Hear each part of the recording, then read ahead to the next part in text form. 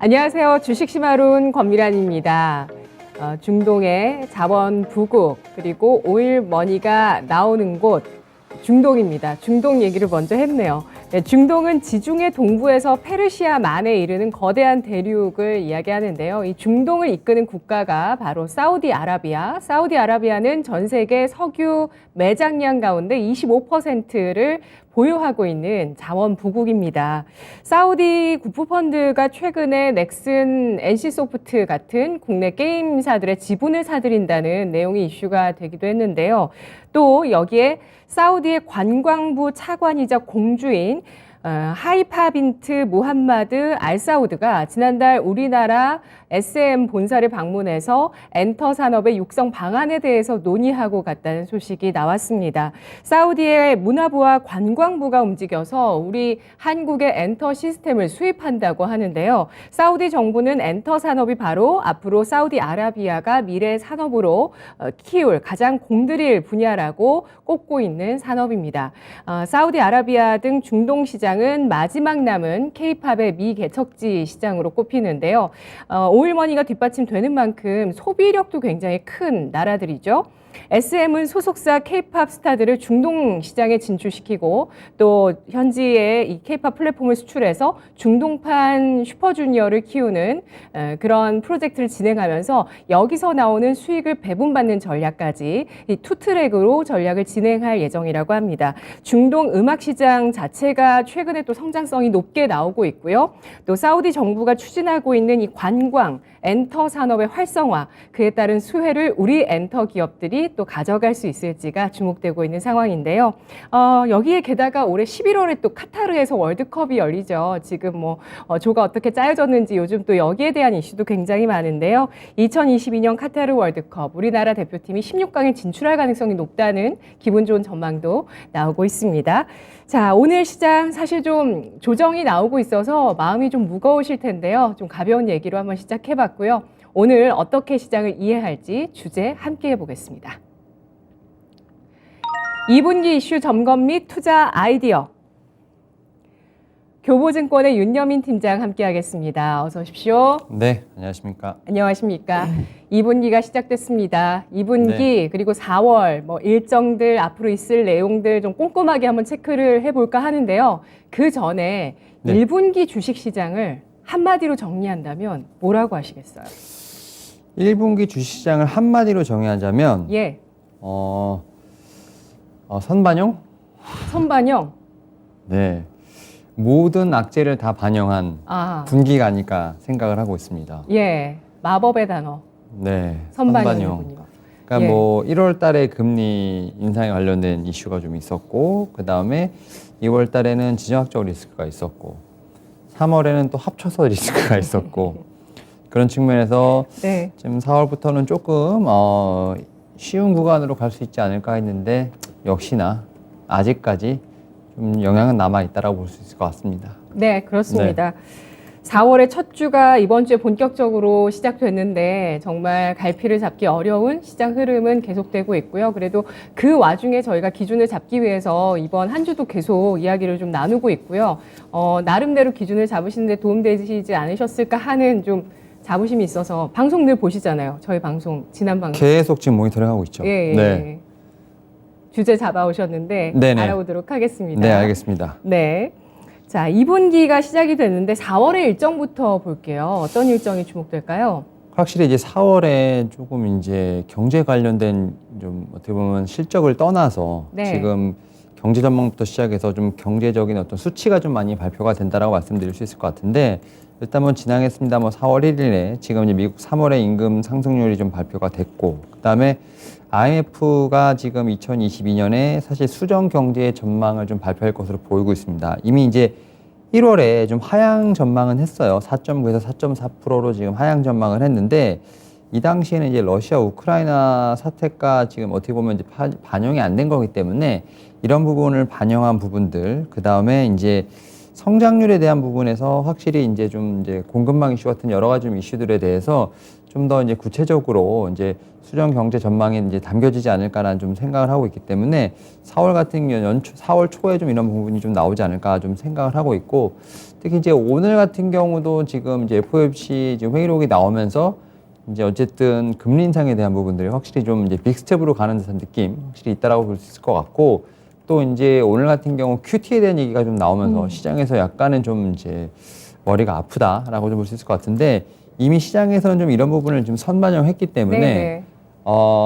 거의 뭐 9차례 인상까지도 지금 시장은 좀 반영을 하고 있다라고 좀 생각이 들고 있습니다. 예. 그리고 4월 12일이면 다음 주인데 미국의 이제 3월 CPI 지수가 좀 발표가 될 것으로 보이고 있는데, 지금 3월 초에 좀 유가가 좀 상승을 했기 때문에 3월 지금 CPI 상승률은 2월보다 좀 더 높지 않을까라는 좀 생각을 하고 있습니다. 사실 이제 물가 상승률 둔화를 좀 확인할 수 있는 시점은 좀 빨라야 제가 볼 때는 뭐 한 4월이니까 4월이면 이제 5월 달에 발표가 나겠죠. 이런 부분을 통해서 제가 볼 때는 CPI 좀 지수도 상당히 좀 중요해 보인다 말씀드릴 수 있을 것 같고, 뭐 여기는 적지 않았습니다. 우리나라로 봤을 때 4월 14일이 아마 지금 금융통화위원회 지금 아마 열릴 겁니다. 사실 이제 이렇게 금리 인상을 공격적으로 좀 하다 보니까 우리나라 같은 경우는 새 정부가 들어서면서 지금 LTV로 관련된 부분에 좀 어떤 확대를 하려고 하는 상황에서 좀 금리 인상 관련된 부분들 지금 아무래도 고민이 좀 크지 않을까라는 좀 생각을 하면서 우리나라 좀 금통위도 지금은 계속 좀 봐야 되지 않을까 좀 생각을 하고 있고, 또 가장 뭐 중요한 것 중에 하나가 지금은 이제 4월 30일에 지금 밀 파종 관련된 부분이 참 어떻게 보면 이게 옛날에는 별로 이렇게 신경 쓸 일은 아닌데 네. 지금 이제 우크라이나 관련돼서 지금 밀, 이제 옥수수 관련된 이런 좀 그 음식료, 곡물 관련된 부분이 상당히 중요하지 않을까 좀 생각을 하고 있습니다. 지금 전쟁으로 해서 농부들이 파종 여부를 좀 고민한다는 보도가 있고요. 오히려 그 러시아의 지금 어떻게 보면 습격으로 인해서 남은 잔해들을 좀 팔면 충분히 오히려 농가들은 먹고 사는데 지장이 없습니다만, 지금 파종을 하지 않을 경우에는 지금 전 세계적으로 지금 물가가 좀 상승하는, 특히 음식물 관련된 쪽에서 좀 제가 볼 때는 머리가 아픈 상황이 올 수 있기 때문에 우크라이나 정부는 그래도 기존대로 지금 파종을 하겠다라는 좀 얘기가 있는 상황인데요. 네. 결국 앞서 말씀드렸던 것처럼 이제 물가, 특히 이제 밥상에 대한 물가가 좀 올라가게 된다고 하면 인플레이션에 관련된 부분에서 또 이제 어떻게 보면 자극이 올 수 있는 부분이 있기 때문에 이런 부분이 지금 제가 볼 때 상당히 좀 중요하지 않을까라는 좀 생각을 하고 있고, 여기에 또 다시 좀 이제 어떤 좀 이제 실적과 관련된 부분은 아닙니다만 지금 중국이 좀 상당히 또 하나의 또 변수로 떠오르고 있죠. 지금 봉쇄령부터 시작해서 지금 중국 같은 경우도 지금 이제 대도시 주택 가격이 좀 발표될 것으로 보이고 있는데, 지금 뭐 연초에 좀 주택 관련된 버블이 좀 나왔던 만큼 사실은 이제 중국에 대한 부동산, 뭐 경기 건설, 그 다음에 어떻게 보면 항만에 대한 코로나19 관련된 이런 부분까지 계속 다 겹치는 부분이 있다 보니까 이런 일정까지 좀 4월에 다 체크를 해봐야 되는 상황이 아닌가라는 좀 생각을 하고 있습니다. 네. 그렇습니다. 4월에 중요한 변수들이 이렇게 보니까 정말 많이 있네요. 뭐, 인플레이션 관련해서 CPI도 굉장히 중요하지만 최근에는 또 임금 상승률에 대해서도 주목을 하고 있는데, 이에 대해서 가장 먼저 또 꼽아주셨네요. 4월 초에 나왔던 3월 시간당 평균 임금 중요한 변수로 짚어주셨고요. 그리고 IMF가 발표하게 될 전 세계 경제 전망, 그리고 4월 말을 기점으로 해서 3, 4월에 있는 우크라이나의 밀 파종이 무사히 마무리될지 사실상 어려울 거거든요. 어려울 수밖에 없는 상황이거든요. 현지 사진들을 보시면 정말 전쟁이 이런 거구나라는 생각이 네. 들 만큼의 엄청난 그 비참한 참혹한 상황들을 볼 수 있는데, 그 와중에 어떻게 또 밀을 심겠습니까? 참 어렵거든요. 예. 그렇기 때문에 밥상 물가를 좀 위협할 가능성도 배제할 수 없는 상황이고요. 오늘 저도 점심시간에 저희 토마토 투자자문 운용력에서 옆에 계셔서 네. 얘기를 했는데, 에그플레이션 모멘텀 아직 안 끝난 것 같죠? 이렇게 질문 드렸었거든요. 네네. 그런 것 같다고 하시더라고요. 팀장님도 그렇게 생각하세요? 아마 뭐 이제 최근에 보게 되면 사료주들도 확실히 좀 이런 전쟁 관련된 테마를 좀 엮이는 부분이 있습니다만, 본격적으로 이제 인플레이션에 대한 부분이 반영이 된다고 하면 네. 오히려 우리가 흔히 말하는 이제 뭐 템베거 종목이라고 하죠. 뭐 네. 이런 종목들이 나올 수 있는 분명히 여지는 있다라고 좀 생각이 들면서, 오히려 이제 비료 관련된 종목들 같은 경우는 하지만 이제 약간의 너무 테마성으로 좀 움직이는 부분이 있는데, 예. 제가 지금 최근에 보고 있는 이제 좀 섹터들이 있어요. 그래서 지금 관련된 뭐 테마긴 합니다만 그래도 실적을 좀 많이 받쳐주는 그런 좀 테마들이 조금씩은 보이고 있기 때문에, 오히려 지금 이런 말씀하셨던 에그플레이션 관련돼서 분명히 좀 반대 수혜가 되는 좀 섹터나 종목들이 분명히 나오지 않을까 좀 생각을 하면서 네. 일단 관련된 뭐 섹터는 충분히 있다라고 좀 말씀드릴 수 있을 것 같습니다. 네, 최근에 TYM이라는 농기계주도 기관이 엄청나게 사더라고요. 지금 그 종목 생각하고 계신 거세요? 맞습니다. 네, 엄청나게 기관이 샀더라고요. 농기계주 같은 경우는 실적도 굉장히 좋은데 이 에그플레이션 관련한 이 모멘텀이 지금 시장에 어쩌면 좀 가장 강력한 모멘텀이 아닐까 이런 생각을 점심에 또 해봤습니다. 2분기에 대한 이야기를 하고 있는데요. 일단 4월 일정을 짚어주셨고 그렇다면 2분기 주식시장 지수 상승이 가능할지 의견 알아보겠습니다. 네, 3월 FMC에서 일단 뭐 지수 저점은 확인은 됐어요. 그렇죠? 조정받아도 이미 일단은 저점은 좀 확인했다는 분위기잖아요, 지수가. 그러니까 확실히 이제 2분기도 이제 1분기와 마찬가지로 좀 이제 확실히 좀 상수와 변수가 좀 존재한다 말씀드릴 수 있을 것 같은데 사실 어떻게 보면 이제 테일 리스크라고 하죠. 좀 극단적인 상상에 대한 리스크는 좀 많이 완화가 되고 있는 상황이다 볼 수 있을 것 같고 하지만 이제 어떻게 보면 상수로 이제 변하지 않는 것에 대한 약간 장기적인 불확실성이 있다라고 좀 볼 수 있을 것 같은데 일단 변화 관련된 부분에서 좀 변수를 좀 보게 된다고 하면 확실히 앞서 말씀드렸던 미국의 생산이라든지 중국 관련된 좀 출하 이런 부분이 확실히 좀 변수가 된다라고 말씀드릴 수 있을 것 같고 과연 이제 고용이 얼마큼 미국의 고용 시장이 얼마큼 이제 확대될 수 있는 부분도 사실 그것도 변수라고 볼 수 있을 것 같아요. 그리고 지금 미국의 명목 금리 상승세가 얼마큼 둔화될 수 있는지 이런 부분은 어떻게 보면 다 변수라고 생각이 들고 있어요. 다만 이제 상수라고 제가 이제 뭐 지난주부터 계속 말씀드렸던 게 뭐냐면 네. 이제 글로벌화가 이제 어떻게 보면 퇴색이 되면서 네. 탈글로벌화가 되고 있다는 점. 예. 이에 따라서 글로벌 안보, 특히 에너지의 좀 패러다임이 확실히 변화가 생겼다는 점. 그리고 이에 또 탈탄소 정책에 대한 부분들이 확실히 영함이 좀 뚜렷하게 생기고 있다고 볼 수 있을 것 같고 말씀하셨던 에그플레이션 가능성도 제가 볼 때는 하나의 상수가 좀 되어가고 있다고 말씀드릴 수 있을 것 같아요. 그리고 사실은 코로나가 지금 우리나라는 거의 좀 끝나가고 있는 상황으로 봐야 되지 않나 생각 드는데 이제 중국 특히 베이징, 샹하이 쪽 봤을 때 어떻게 보면 지금 코로나 확산이 좀 우려가 되는 상황들 여기에 또 원가도 좀 올라가는 어떤 이러한 좀 하다 보니까 기업의 매출에 있어서 원가가 좀 차지하는 비중이 높다 보니까 이런 측면에서 봤을 때 좀 이런 부분들이 좀 어떻게 보면 고려해야 할 상수가 아닐까라는 생각을 하고 있는데 일단 제가 앞서 말씀드렸던 것처럼 1분기에 대부분 다 어느 정도 반영이 됐다라고 생각을 해요. 특히 이제 오늘 같은 경우는 금리 인상의 빅스텝이라기보다는 이제 뭐 채권의 매도라는 어떤 약간의 좀 이제 그를 해석을 좀 잘못하는 부분이라던가 아니면 이제 QT에 대한 언급이 최근까지 없었는데 네. QT까지 얘기가 나온다는 거 봤을 때 확실히 연준은 많은 준비를 하고 있었다라는 측면을 보고 있고 그런 측면에서 봤을 때 제가 볼 때는 이제 좀 물가에 대한 안정, 고용에 대한 안정이 좀 확인이 되는 시점에서는 분명히 좀 반등을 할 수 있는 부분이 있지 않을까 좀 생각을 하면서 저는 충분히 2분기부터 좀 완만한 상승세를 좀 나오지 않을까라는 좀 생각을 하고 있는데 일단 시장에서 봤을 때 이번 주 같은 경우는 뭐 사실은 3월 말부터 어떻게 보면은 단기적으로 기술적인 상승에 대한 부분들 이런 부분들에 약간의 좀 차익 실현이 나오는 부분이 있다고 볼 수 있을 것 같고 네. 다만 지금 하방을 논하기엔 너무 이르지 않나라는 좀 생각을 하면서 일단 2분기의 완만한 상승에 대한 부분을 저는 좀 감히 좀 말씀을 드려보도록 하겠습니다. 네, 알겠습니다. 중국 쪽에서 코로나 확산 가능성이 있습니다. 그동안 주식 심화론에서도 앞으로 중국에서 우리만큼 뭐 어떤 비율적으로, 그러니까 전체 인구 가운데서 뭐 30% 내외 수준까지 좀 감염이 되는 시점까지 이 코로나 관련한 변수가 중국 내에서 악화될 가능성도 보자. 그런데 그렇게 된다면 이제 우려의 정점을 찍고 내려오면서 정말 이제 리오프닝, 엔데믹 시대가 올 수 있는 가능성도 함께 보면서 이 변수에 대해서 해석하기도 했었는데요. 뭐 상수로 남아있는 뭐 여러 가지 변수들 있지만 시장이 이제 안정을 보이면서 완만하게 우상향할 수 있는 그런 가능성들은 현재 시장의 중요한 이 변수, 물가, 고용 이 두 가지가 안정화되면서 시장을 뒷받침할 수 있을 것이다 라고 전망을 해주셨는데요. 2분기 주식시장에서 그래도 좀 마켓 타이밍을 잡아보자면 변수를 잘 분석을 해야 또 마켓 타이밍을 잡아보지 않을까 싶은데 아마 뭐 많은 분들, 투자자분들과 전문가분들께서 5월 FMC를 가장 주목하시지 않을까 싶어요. 3일, 4일 진행이 되어 있고요. 팀장님이 주목하시는 변수 뭘까요? 일단 뭐 FOMC는 뭐 늘 이제 저희가 좀 이제 주목을 해봐야 될 그런 이슈가 아닐까 생각을 하는데 네.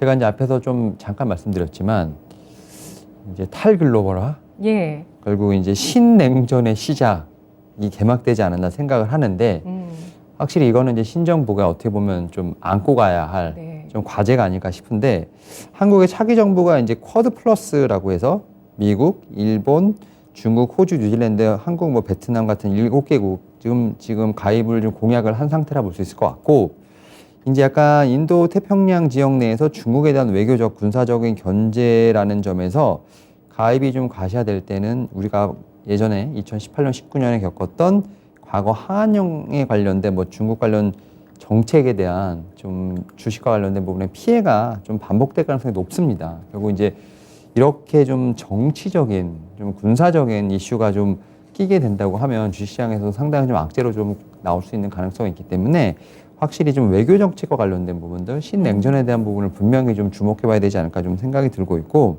그리고 두 번째로 이제 여기도 좀 외부적인 변수인데 코로나19 관련돼서 중국의 정책 변화 가능성이라든지 뭐 글로벌 공급망 개선 여부가 상당히 좀 중요하지 않을까 좀 생각을 하고 있는데 지금 중국 정부가 계속해서 지금 도시를 좀 폐쇄하고 있는데 뭐 지금 선전이라든지 통관 뭐 샹하이까지 나오고 베이징도 일부 좀 어느 정도 나오고 있는 상황이라서 사실 이제 중국 같은 경우는 올해 지금 성장률을 5.5%로 지금 잡고 있는 상황인데 이렇게 좀 도시 전체가 봉쇄가 된다고 하면 성장률을 맞출 수 있을까라는 좀 의문이 든다고 볼 수 있을 것 같아요. 여기다가 또 지금 중국 정부 같은 경우는 방역 정책을 계속 하고 있습니다만 확실히 통제는 어느 정도 완화할 것이다라는 점 이런 좀 점은 분명히 어떤 양날의 칼이라 볼 수 있을 것 같은데 아무래도 이제 공급에 대한 어떤 글로벌 개선의 부분이 좀 가장 우리나라도 좀 주목해봐야 할 어떤 하나의 이슈가 되지 않을까 좀 생각을 하면서 좀 중국에 대한 부분도 계속은 저희는 좀 봐야 되지 않을까 좀 생각하고 있고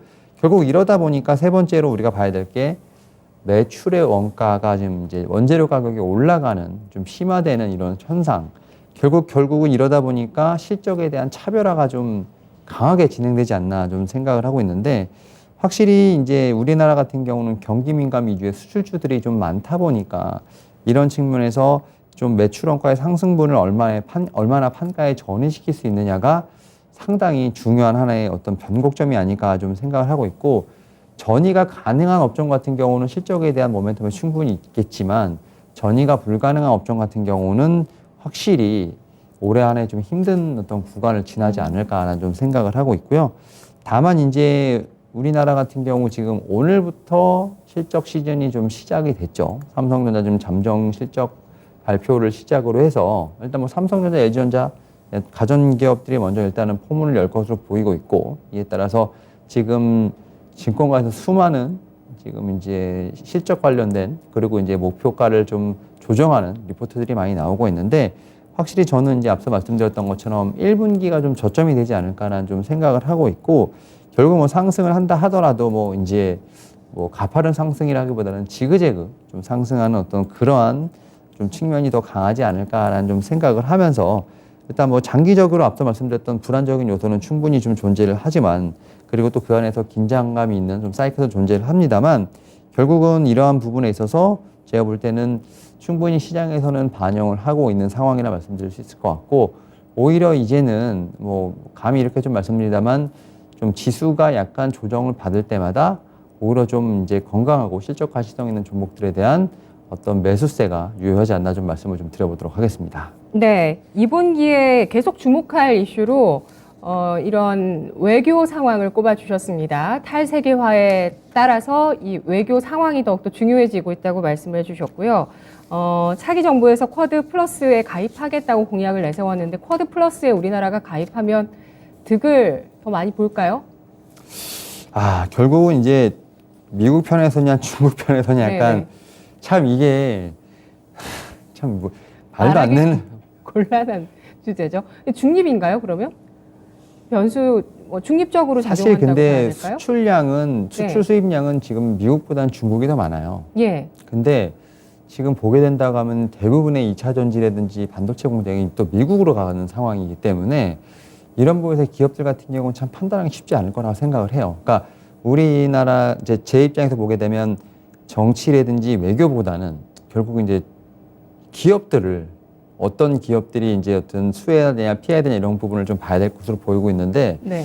제조업들도 보면 대부분 공장들이 우리나라 아시아 같은 경우는 중국이라든지 좀 이런 데 좀 많이 있기 때문에 어떻게 보면 좀 선택을 해야 되는 순간이 올 수도 있지 않을까라는 생각을 하고 있어요. 그래서 그러니까요. 그 선택이 너무 어려워서 또 네. 1분기 실적을 보면서도 그 실적이 쭉 나오는 걸 보고도 그 중에서 옥석을 가리는 그 선택이 사실 시청자분들이 쉽지 않으실 것 같거든요. 네. 그래서 1분기 실적 때 이 원가 부담을 판가에 잘 전이한 기업들을 보자 이렇게 말씀을 해주셨는데 교과서에 나올 수 있을 만한 내용이니까 네.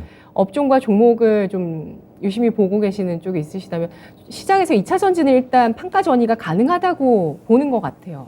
2차 전지는 제가 좀 많이 말씀을 드렸는데 네. 사실 2차 전지 같은 경우는 니켈 관련돼서 얘기가 좀 많았었잖아요. 근데 이제 니켈이 원재료라고 볼 수 있을 것 같은데 니켈을 좀 우리 같은 경우는 NCM, 뭐 NCA인데 이제 여기 N이 이제 니켈이잖아요. 근데 이제 니켈을 사올 때 가격이 올라가니까 뭐 러시아 쪽. 근데 이제 우리나라 같은 경우는 니켈을 러시아에만 사오는 것이 아니라 중국에서 사오고 호주에서도 사오기 때문에 일단은 원 컨트리 리스크는 별로 없다라고 좀 생각이 들고 있고 말씀하셨던 것처럼 배터리를 만들어서 이제 셀 업체나 혹은 이제 이런 쪽을 만들어서 완성차에 어떻게 보면 이제 매출을 올릴 때 계약서에 어떤 수량만 적혀 있지 판가는 분명히 전이될 수 있도록 이제 가격은 픽스가 되지 않은 상황이에요. 그러니까 최근에 그렇게 되면 어떻게 2차 전지가 조정이 나왔냐면 야 근데 이렇게 가격이 오르면 혹시 시장의 성장성이 둔화되는 게 아니냐? 약간 이런 논리였던 거죠. 가격이 올라서 전가가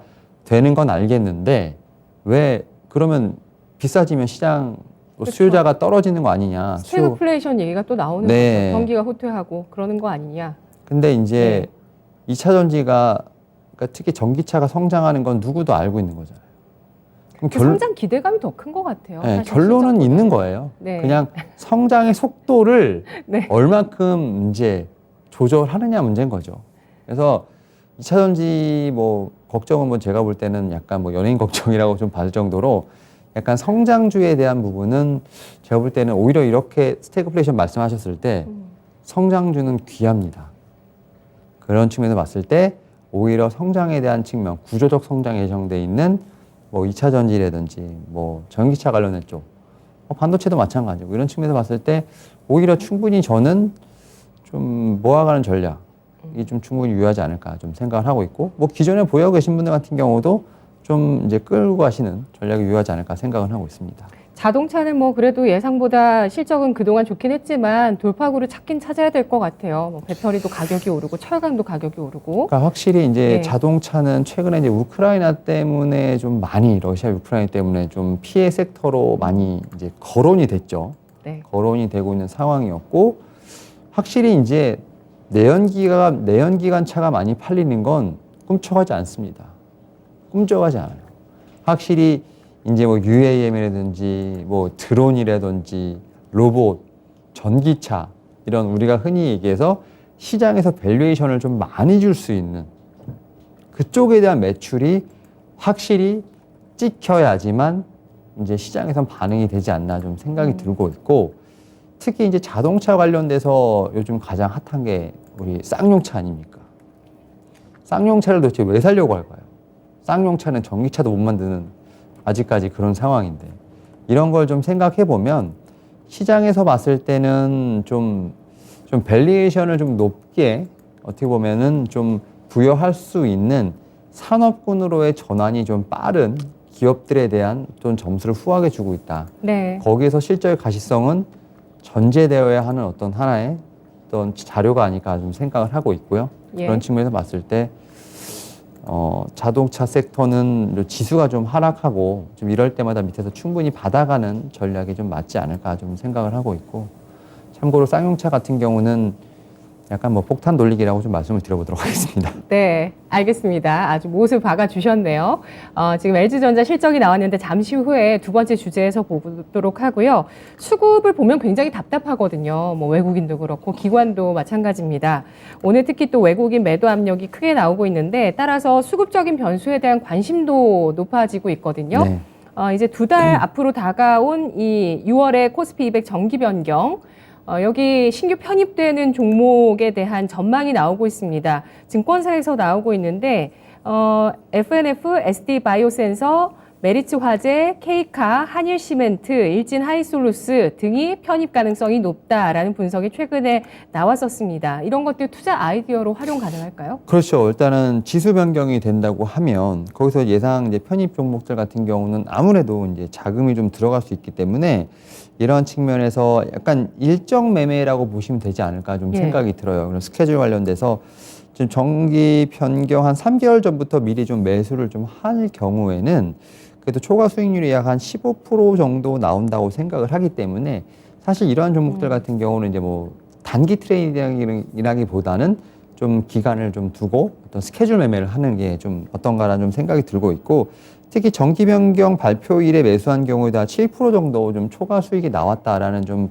어떤 히스토리가 좀 있기 때문에 재료 노출 후에도요. 네, 그런 측면에서 봤을 때 좀 제가 볼 때는 이러한 좀 어떤 이슈를 활용하는 것도 하나의 투자 아이디어가 아닐까 좀 생각을 하고 있는데 특히 이제 여기서 봐야 될 게 좀 신규 상장한 종목이 4개가 지금 이미 들어가 있어요. 지금 사실 LG나이솔루스 같은 경우, 뭐 네. K카 같은 경우 이렇게 좀 SD바이오센서 같은 경우 약간 좀 신규 새내기주라고 볼 수 있을 것 같은데 그러한 종목들이 지금 들어온다라는 걸 봤을 때는 확실히 이제 신규 상장한 종목도 있지만 이런 종목들이 좀 확실히 실적에는 이런 부분에서 좀 많이 수급적인 측면에서 좀 좋았다라고 볼 수 있을 것 같고 다만 이제 예상 제외되는 종목도 있지 않습니까? 지금 이제 뭐 넥슨타이어라든지 S&T 모티브, 뭐 SK 디스커버리 같은 이제 좀 이런 종목들이 있는데 사실 이런 종목들 같은 경우는 아직까지는 뭐 가능성 있는 종목들이기 때문에 일단 확실해지기 전까지는 뭐 이런 종목들에 대한 어떤 트레이딩 관점은 좀 유효하지 않을까 좀 말씀을 좀 드려보도록 하겠습니다. 네, 코스피 200 신규 상장 가능성이 있다고 증권가에서 보고 있는 6개 종목 중에서는 신규 상장주를 주목하시는군요. 네, 맞습니다. 예, 알겠습니다. 첫 번째 주제 함께 알아봤고요. 이어서 두 번째 주제 보시죠. 삼성전자 깜짝 실적, 반도체 겨울은 끝났나? 삼성전자 일단 1분기 어닝 서프라이즈 발표 오늘 개장 전에 나왔습니다. 그런데 얽힌 실타래가 좀 많은 상황이고요. LG전자 실적이 지금 나왔으니까 잠깐 살펴보면 LG전자 1분기 영업이익이 1조 8,801억 원 나왔습니다. 지난해 같은 기간보다 6.4% 증가한 것으로 잠정 집계됐고요. 현재 증권가에서 전망했었던 전망치가 1조 3,664억 원이었는데 이보다 37%가량 웃도는 실적이 나왔습니다. LG전자 양호한 실적 발표가 있었는데요. 오늘 실적 발표 전에는 52주 신저가 경신하면서 삼성전자와 같은 길을 가다가 지금 실적 발표 나오고 나서 상승하고 있어서 이것도 눈에 띕니다. 현재 LG전자 실적 발표 이후에 플러스 전환하면서 1% 넘게 상승세를 기록하고 있습니다. LG전자도 LG전자고요. 삼성전자 이 얽힌 실타래를 좀 풀어봐야 될 것 같습니다. 반도체 겨울은 끝났나? 일단 1분기 반도체 디램 가격의 하락이 예상보다 좀 적었다는 측면에서 실적에 기여를 좀 많이 했다고 하고 그리고 2분기, 3분기 정도면 반도체 디램 가격이 상승하면서 삼성전자의 실적에 좀 더 큰 도움을 줄 수 있을 것으로 예상이 되고 있습니다. 그리고 마이크론 같은 경우도 반도체에 대해서 실적 전망을 좀 상향하면서 반도체 업황에 대해서 기대감은 확실히 있는 편인데요. 언제 돌아설지가 그게 관건이긴 하지만 어쨌든 연내 돌아설 것이라는 기대는 확실히 있습니다. 근데 삼성전자의 주가는 답답하죠. 그 이유를 말씀해 주세요. 삼성전자 주가가 답답한 이유는 이제 그것부터 네. 말씀드릴게요. 일단은 확실히 매도세가 강하죠. 그렇죠? 근데 실적은 잘 나왔죠. 그리고 올해 영업이익을 57조, 58조로 보고 있는 컨센서스가 좀 있는데 최근에 60조, 64조까지 올라가고 있어요.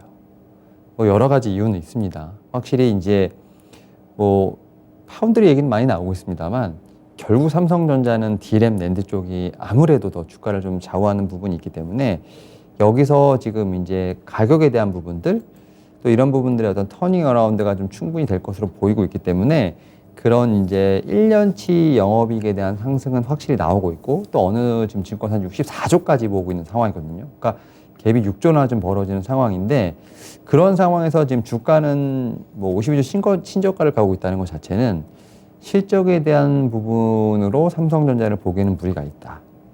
결국은 이머징 마켓으로서 지금 우리나라에 대한 주가 시각을 좀 보여준다라고 볼 수 있을 것 같아요.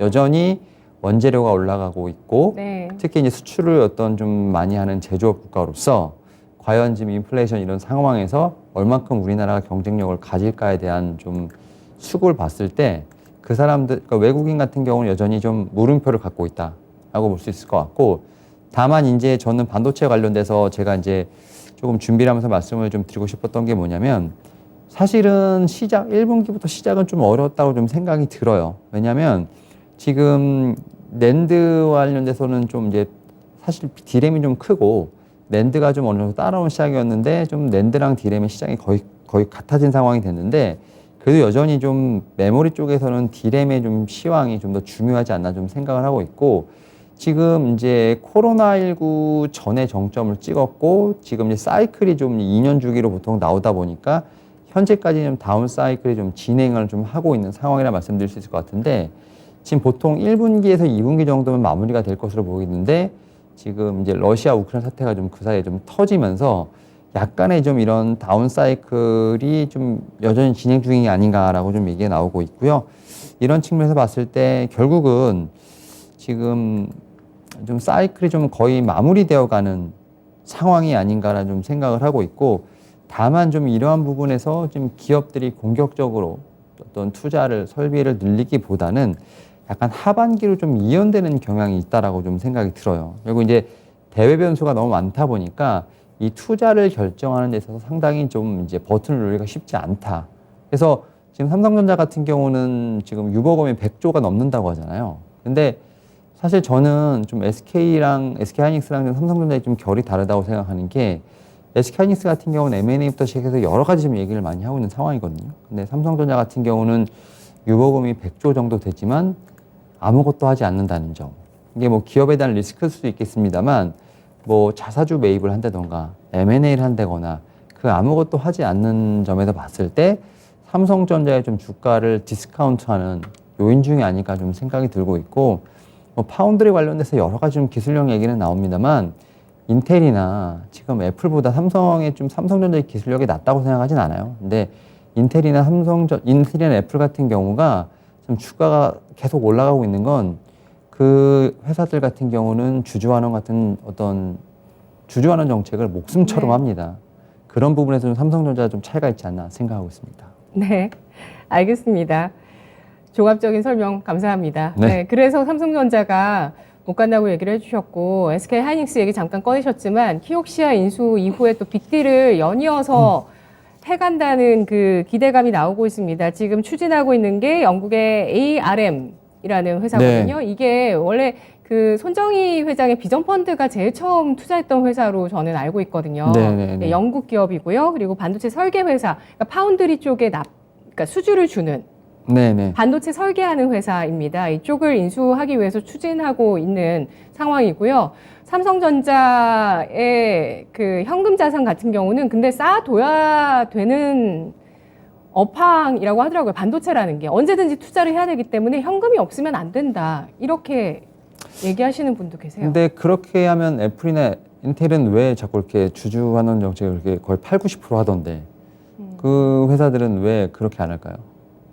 고려아연이랑도 좀 비교되더라고요. 고려아연도 현금 창출 굉장히 잘 하면서 네. 인수합병을 지금 잘하고 있고, 네. 올해 배당 받으신 분들 고려아연 진짜 짭짤하게 배당 받았다고 얘기를 하세요. 그러니까 배당도 잘 주고 인수합병도 잘하고 네. 그러다 보니까 고려아연이 최근에 계속 올라가더라고요. 그러니까 오늘 좀 확실히 하락하죠?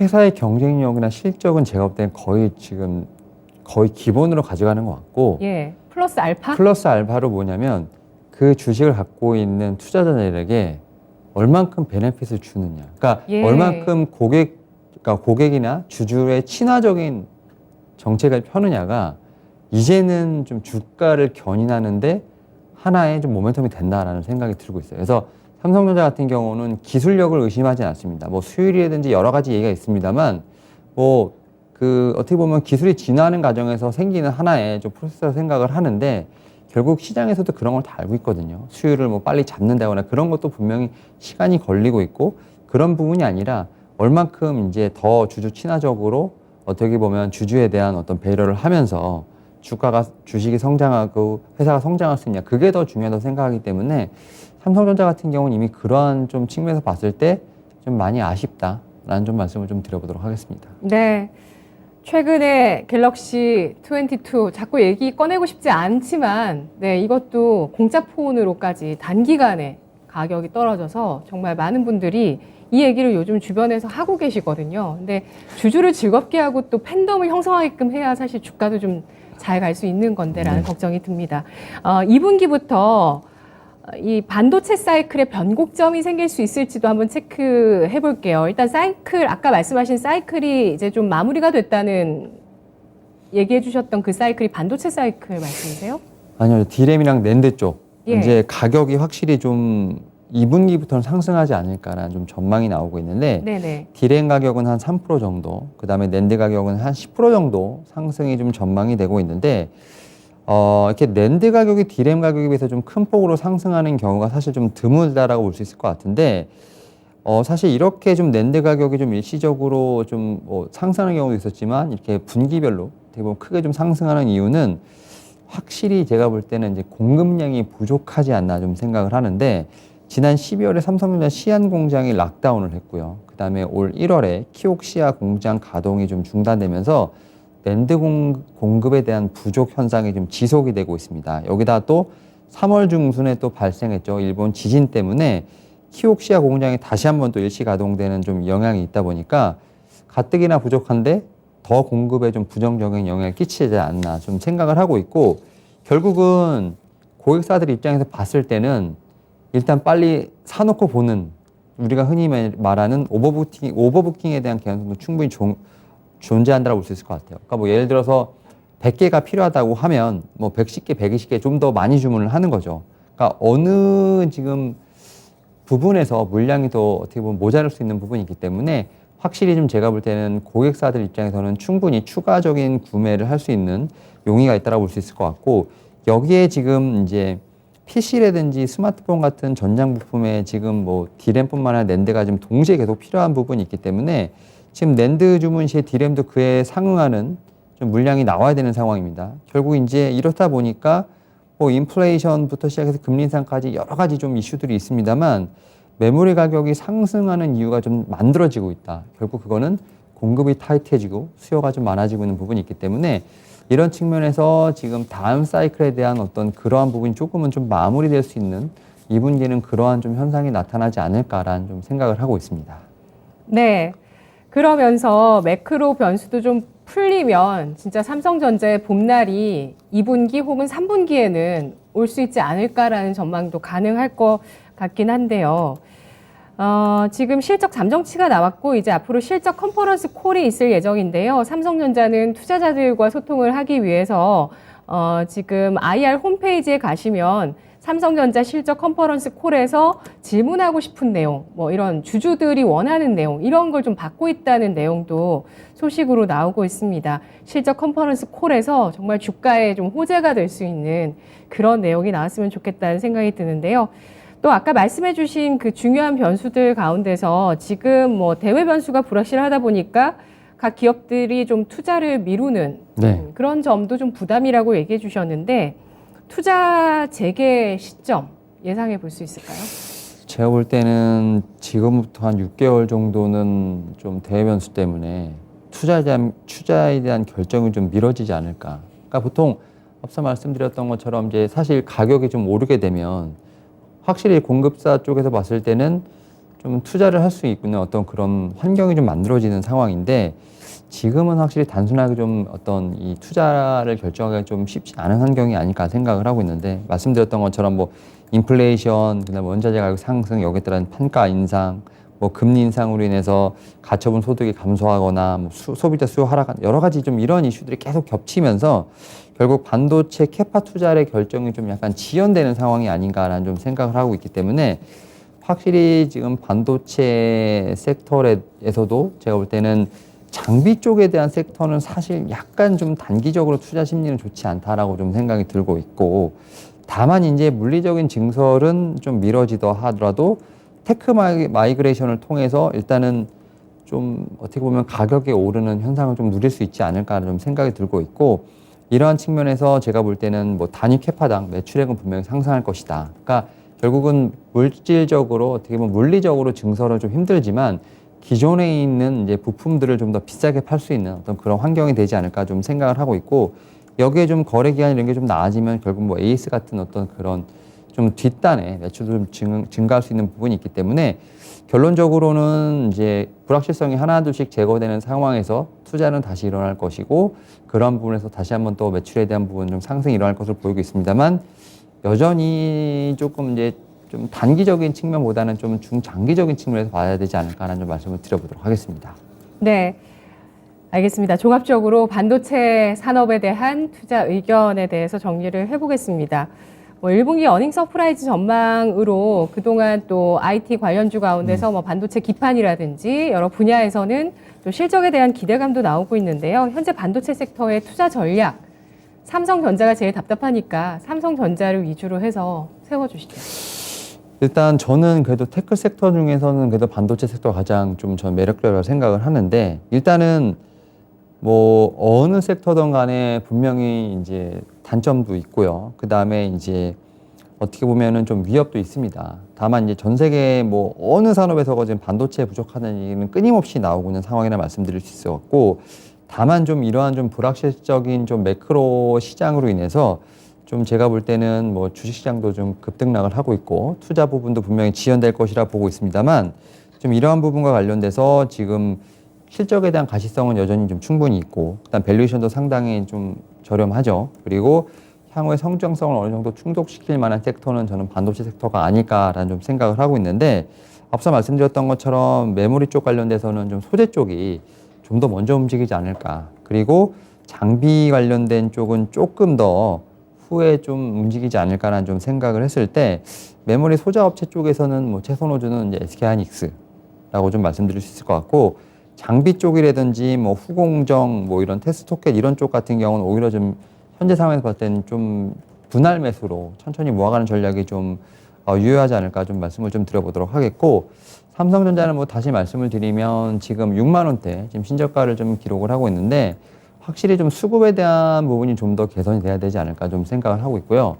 삼성전자는 또 다시 한번 말씀드린다만 절대적으로 단기 트레이딩을 하는 종목은 아닙니다. 그래서 대형주 중에서 굳이 이제 안전하게 하고 싶다고 하면 삼성전자보다는 SK하이닉스 좀 더 말씀을 좀 드려보도록 하겠고, 삼성전자 같은 경우는 지수에 연동되는 어떤 그런 폭이 좀 크기 때문에 삼성전자 같은 경우는 그냥 어떤 배당이라든지 또 지수에 연동된 어떤 ETF를 하시고자 하시는 분들 중에서 네. 좀 삼성전자에 좀 그래도 좀 이 회사는 좀 더 실적 성장성이 있을 거라고 하시는 분들만 일부 좀 해보시는 걸 말씀을 드려보도록 하겠고, 저는 뭐 6만 원대에서는 충분히 매수 가능하다. 그리고 지금 추세 전환을 하기 위해선 한 8만 2천 원 정도까지는 올라와야지만이 그래도 우리가 예전에 생각하고 있는 9만 원, 10만 원대까지 다시 갈 수 있는 그런 부분이 있기 때문에 오히려 6만 원 밑에서 사고 뭐 한 7, 8만 원에서 파는 어떤 그런 박스권 전략도 유효하다라고 좀 말씀을 드려보도록 하겠습니다.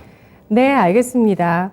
삼성전자는 일단 뭐 배당 매력 혹은 뭐 지수 대표 ETF를 사시는 분들 가운데서 관심을 가져볼 만 하겠다고 전략 주셨고요. 현재는 뭐 여러 아직 불확실성이 있기 때문에 박스권의 전략을 제시를 해 주셨습니다. 참고해 보시고요. 반도체 소재주에 대해서 긍정적인 관점 확인해 봤습니다. 탑픽 있으시면 종목만 잠깐 혹시 말씀 가능하실까요?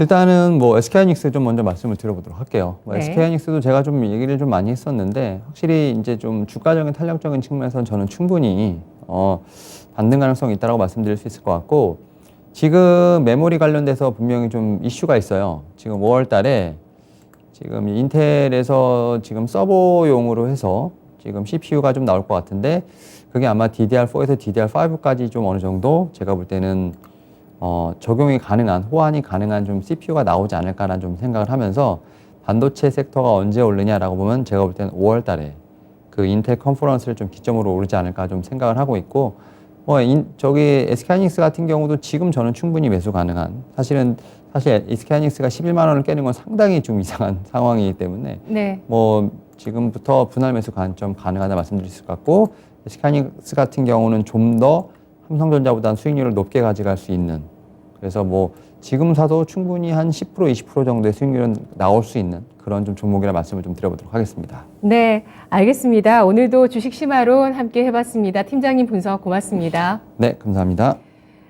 네, 오늘 목요일장 정말 고구마를 먹은 것 같은 답답한 장세입니다. 지금 외국인 많이 팔고 있고요. 그리고 IT, 전기전자, 오늘 실적 발표가 나온 이 섹터, 그리고 또 간밤에 이 5월 FMC에 대한 우려감 때문에 좀 성장주가 안 좋았는데 서비스 업종까지 하락세, 매도세가 굉장히 거셉니다. 지금까지 투자 판단에 도움드릴 수 있는 내용들 알아봤고요. 다만 주가의 상승과 하락을 보장하지 않는다는 점 유의하세요. 저는 내일 뵙겠습니다. 고맙습니다.